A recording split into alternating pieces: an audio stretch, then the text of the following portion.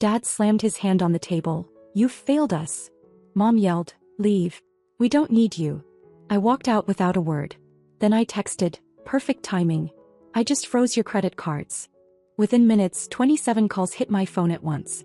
I was so angry I thought I might actually throw something. Not at anyone, just anything solid enough to break. The edge of the dining table. The stack of unopened Amazon boxes in the hallway. My mom's favorite glass candle she never lights but insists on displaying. It wasn't just the fight. It wasn't even just the words they threw at me. It was everything. The years of being treated like I owed them something simply for existing. Like they were doing me some massive favor just by letting me breathe in the same house as them. This all started because I refused to hand over $5,000. My younger brother had asked me pretty casually if I could help him buy some custom crypto rig a friend was selling. Said it was a can't-miss opportunity, and he'd pay me back in 3 months tops. He even showed me a screenshot of the chat with the seller like that meant anything. He wasn't a bad kid. Actually, out of everyone in that house he was the only one who didn't treat me like garbage. But it wasn't about him. It was about what my parents assumed I owed. They thought because they'd let me move back in after college, for a few months while I was job hunting, they could treat me like some disposable extra in their perfect family portrait. Never mind that I paid for groceries half the time. Never mind that I paid for their gas when they forgot their wallet. Never mind that I paid the internet bill 3 months in a row without being asked. They didn't care. I wasn't giving the money, so suddenly I was the villain. "Are you serious? You're going to deny your brother this one thing?" That was my dad's first line. Then came the slam.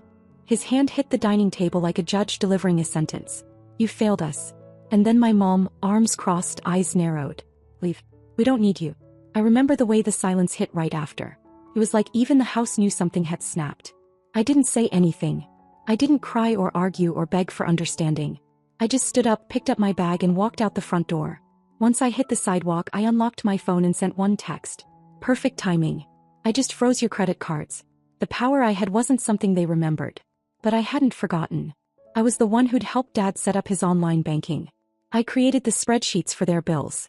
I helped Mom figure out her Amazon Prime account. I even filed their taxes 2 years in a row.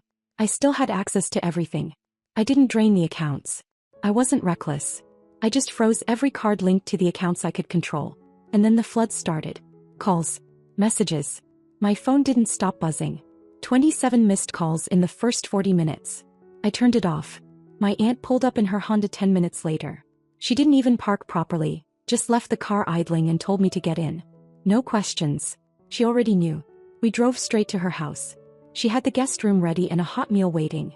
She even let me sleep in the next day without asking about anything. I had no idea she was going to become the backbone of everything that came next. Because this wasn't just about leaving. It was about showing them that the daughter they dismissed was the one person they never should have underestimated. And my uncle? He hadn't even entered the picture yet. But when he did, things shifted fast. They thought they'd cut me off. They had no idea who they'd actually pushed out. The next morning my phone had 46 notifications. Texts, missed calls, voicemails, even a couple of email alerts. I didn't touch a single one. I lay there in my aunt's guest room staring at the ceiling, still hearing the echo of my dad slamming his hand on the table, still hearing the words, "You failed us." The thing is, I hadn't failed anyone. I had asked for 3 months to get back on my feet. 3. I wasn't asking for a car or tuition or some dream vacation. I just needed time to breathe. And in those 3 months I did everything I could to make it fair. Paid bills. Ran errands. Managed their paperwork. Stayed out of their way. I could have moved out earlier, but I didn't because I thought, stupidly, they wanted to help. But apparently that generosity had an expiration date, and it came with strings so thick they could strangle someone. My aunt made me breakfast like it was just another day. No pity. No tension. Just eggs, toast, and a quiet nudge to sit down. That kind of normalcy after what had just happened? It was almost disorienting. By noon I finally told her everything. I expected some kind of hesitation, maybe a soft suggestion that I call them back or apologize just to make things easier. But she didn't say any of that. She looked me right in the eye and said, "Then you stay here. For as long as you need." That night, Uncle Ray came back from a trip to Arizona. He walked into the kitchen with his suitcase still in hand and looked between us like he could feel the tension in the walls. My aunt brought him up to speed in about 3 sentences. He didn't react much. Just poured himself a coffee, sat down and looked at me. "Tell me exactly what happened." So I did. All of it. The crypto request, the fight, the walkout, the cards. He listened like he was mentally rewiring a circuit board. That's kind of his thing. He doesn't rush. He analyzes. And then he acts. His response. Then let's make sure they don't get to control a single piece of your life anymore. That's when the shift started. We spent the next 2 hours going through every account I had access to. My dad's old PayPal, still linked to my email from when I helped him verify the account. Frozen. His budgeting app. I had admin rights. I locked him out completely and removed all his stored categories. Mom's Amazon account? I'd set it up for her. Same password she always used. I logged in, canceled half a dozen pending orders, turned off Prime Auto Renew, and logged her out of every device. Netflix, my Hulu, my Spotify, family plan, remove them all. Petty, maybe. But when you've been treated like furniture for months, quiet, useful, and ignored, a little payback tastes a lot like freedom. The next day they must have realized how deep I'd gone. That's when they started calling my aunt directly. First Mom, then Dad. Then both switching numbers. My aunt picked up one time. She didn't raise her voice. She just said, "Barbara's staying here. She's not your project. And frankly, you two should be embarrassed." Then she hung up. That moment, I'll never forget it. It was the first time I saw someone from my own family stand up for me without conditions. But the biggest surprise came 3 days later. My brother. He texted me out of nowhere. No emojis. No gifs. Just a plain message that stopped me cold. I didn't know they were going to do that. I'm sorry. Honestly, I think I need to get out too. I read it 3 times. I'd been so focused on cutting my parents off, I hadn't even thought about what life in that house would be like for him now. He wasn't perfect, but he wasn't cruel either. And I knew he didn't ask our parents to blow up like that. I told him we'd talk soon. I wasn't ready yet. I had other things to finish first. Because the next step in my plan, it involved finally calling my father back, and making it perfectly clear who was in control now. I waited 5 full days before calling my dad back. Not out of fear and definitely not out of regret. I waited because I wanted the silence to work on him. My dad's the kind of man who thrives on control. Knowing what's happening, who's doing what, when and how. Me going completely quiet? That wasn't just unexpected. That was a full-blown threat to the little world he thought he still ruled. When I finally called, I didn't even bother with a hello. This isn't a conversation. I'm letting you know how this is going to work now. He tried to cut in, but I kept going. I told him everything. That I wasn't unlocking his cards. That I had removed myself from every account, every spreadsheet, every system I'd ever created for him and Mom. That I'd already changed my number on any tax form or business file they'd ever linked me to. And if he tried anything shady, like applying for anything under my name again, I had legal help waiting. At first he said nothing. Then he laughed. Not a real laugh, just that kind of bitter scoff people do when they realize they're out of moves but still want to act like they're not losing. You think this makes you powerful? You think this makes you better than your family? I told him no. It makes me free. And I hung up. I thought that would be the end of it. I really did. For about 6 hours I felt a kind of stillness I hadn't known in years. Not peace exactly, more like silence after a fire burns out. But of course that wasn't the end. That night around 8:30 the doorbell rang. Uncle Ray was in the garage, Aunt Lisa and I were watching TV, and for a second I assumed it was food delivery. But then the doorbell rang again. And then came the knocking. Not the polite kind. The loud, deliberate kind. We looked at each other. Aunt Lisa peeked through the curtain and immediately turned back around. "It's your dad." My heart dropped straight into my stomach. He started calling out through the door. Not yelling, but loud enough for all the neighbors to hear. Said he just wanted to talk. Said I was blowing things out of proportion. Said the house wasn't the same without me. Said Mom was crying. Said my brother had gone quiet. Then he said something about the money. That I had no right to touch their accounts, no right to mess with their business. That's when Uncle Ray came in from the garage and opened the door halfway. No greeting, no warning. Just one sentence. "You show up here again, I'll make sure you answer for every time you used Barbara's name without her permission." Then he shut the door. My dad stood there for a few seconds, looking like someone who just realized the rules had changed and no one told him. Then he walked away. We sat in silence for a while. No one said it, but we were all thinking the same thing. That wasn't just a tantrum. That was desperation. The next morning we ran a full check on my credit report. I had already frozen it after I left the house. Just a precaution, honestly. But now I was grateful I had. Because there it was. An attempted store card application under my name, dated 2 days before I walked out. He tried to open a line of credit using my name, my social, my future without even telling me. I showed it to Uncle Ray and within 10 minutes he was on the phone with someone he knew from a previous consulting job. A guy who worked in fraud prevention at a bank. They escalated it. My dad's name was added to an internal monitoring list for suspicious activity. If he tried anything like that again, he wouldn't just get denied. He'd get investigated. I didn't feel good. I felt numb. Like I was peeling off the last layer of something toxic that had been glued to me for years. I didn't want revenge anymore. I wanted distance. But apparently I wasn't the only one. 3 days later I got a message from my brother. It was just a picture. A black duffel bag sitting on the porch of our parents' house. And a caption that said, "I'm out." An hour later he showed up at Aunt Lisa's door. And what he brought with him? None of us expected it. He wasn't just leaving. He was bringing proof. When my brother showed up at the front door, I honestly wasn't sure what to expect. He looked exhausted, like someone who hadn't slept in days and had finally stopped pretending things were normal. Aunt Lisa stepped aside without a word, just nodded and pointed him toward the kitchen. He dropped his duffel bag near the table, unzipped it and started pulling things out. Not clothes. Not snacks. Documents. Folders, printed emails, bank statements, all clipped together in bundles. "What is all this?" I asked. He didn't even look at me. Just kept sorting. "It's everything," he said. "All the stuff they've been hiding from you. And probably from the IRS too." He finally looked up. "You should see what they did in your name." He wasn't exaggerating. In one folder there was a credit card I never knew existed, opened under my name when I was still in college. It had been paid off, but the statements showed it was used for hotel rooms and online purchases I definitely never made. In another, there was a document listing me as a silent partner in one of Dad's side businesses, something he created during the pandemic. A fake LLC that they used to claim losses for tax breaks. My social was right there, tied to it. That's when Uncle Ray pulled out his phone. He didn't say much. Just started taking pictures, scanning documents. He said they needed to be backed up, stored somewhere safe in case anything happened. Aunt Lisa was already clearing out a drawer in the office, creating space to organize it all. She was calmer than I expected, not shocked, not even angry. Just methodical.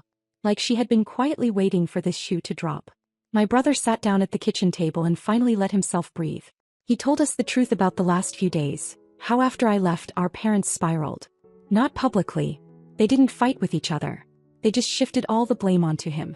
They kept asking why he didn't do more to make me stay.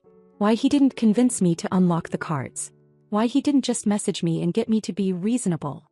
He said they weren't even mad at him for not getting the $5,000. They were mad at him for not controlling me. Then he told me something else.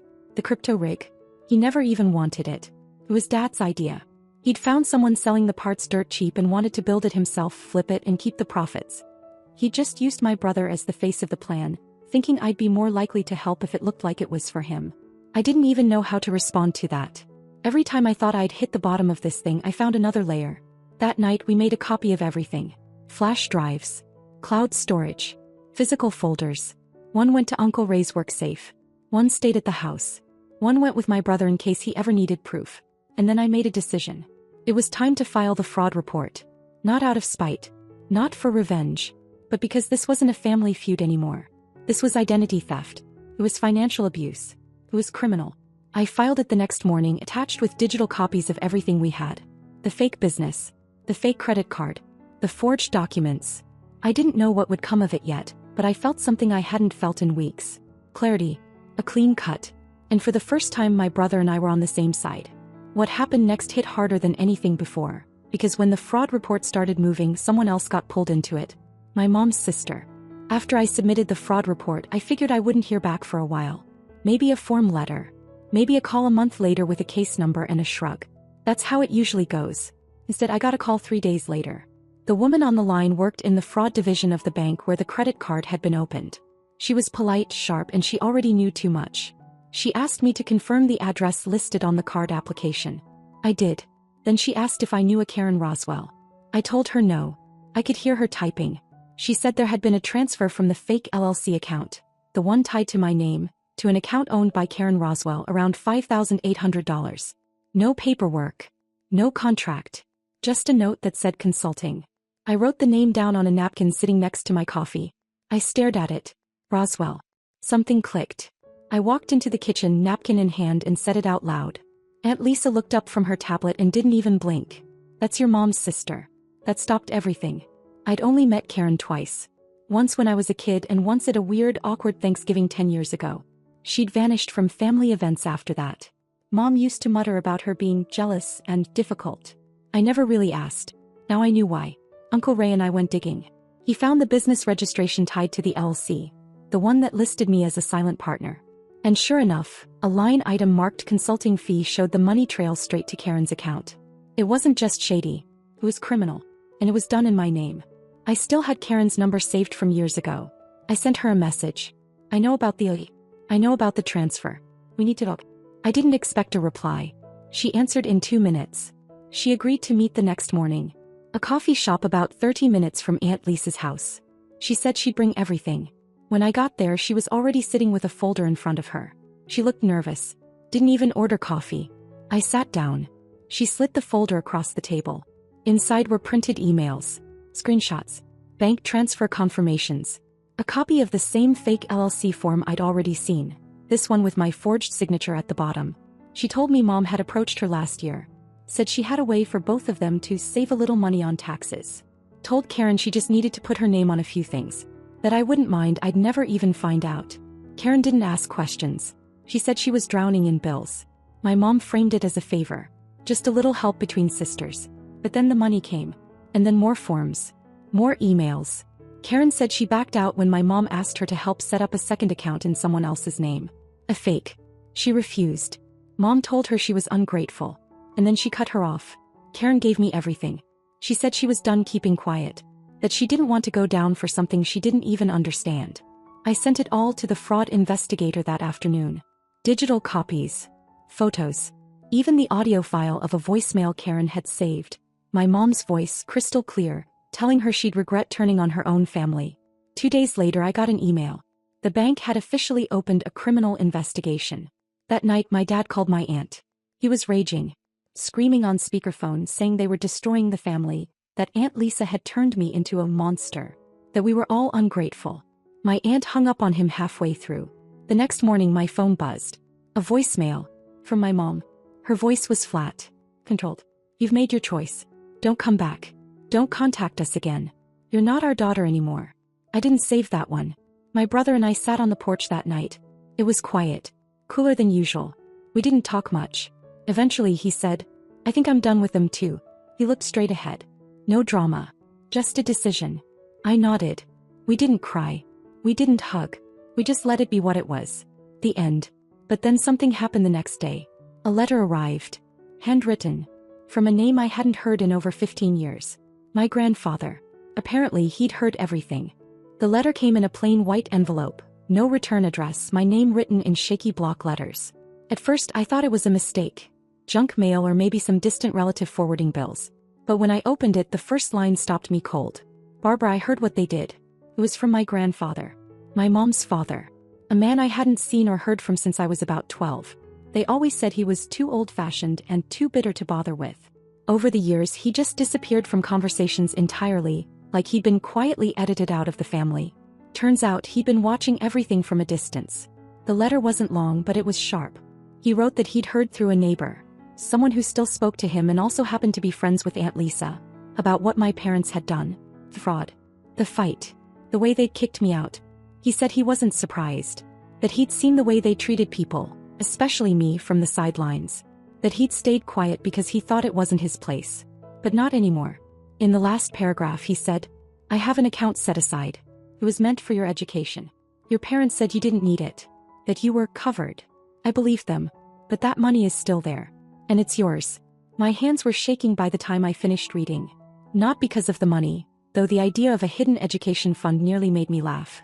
But because this man, the one they had completely erased from my life, had quietly been waiting. Watching. Ready. Later that night my brother and I drove to the post office and mailed the fraud case file.